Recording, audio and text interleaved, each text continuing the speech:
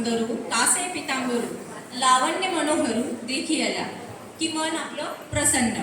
पावसाळ्यात मंजिरांनी भरलेली तुळस, बहरलेला प्राजक्त बघितला की आठवतो आपल्याला विठुराया. बरेच जण बघा त्या प्राजक्ताची, विठुरायाची फार सुंदर अशी रांगोळी काढतात. भजन म्हटलं की ओठावर येतं ते विठ्ठलाचंच गाणं, आणि आषाढ आला की ऐकू येतो टाळ आणि पारीचे सूर.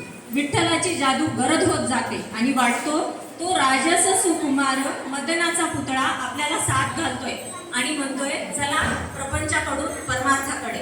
प्रपंच नेहमीच आपली परीक्षा घेत असतो. एक संपलं की दुसरं असं उभं राहतं.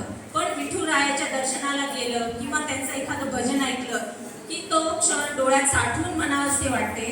सुखाचे ते सुख पाहता श्री हरिमुख. आनंद व दुःख हे उत्कटेने समजून घेणारा, पंढरीची पायी पायी करून ऊन पाऊस याची तमान बाळगता येणाऱ्या वारकऱ्यांना पाठी राखा विटेवरी असा विठुराया.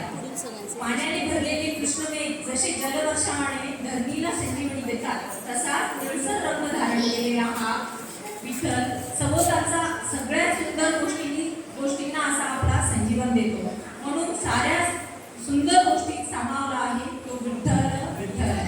म्हणून तर म्हणतात बोलावा विठ्ठल, पहावा विठ्ठल, करावा विठ्ठल, जीवावा.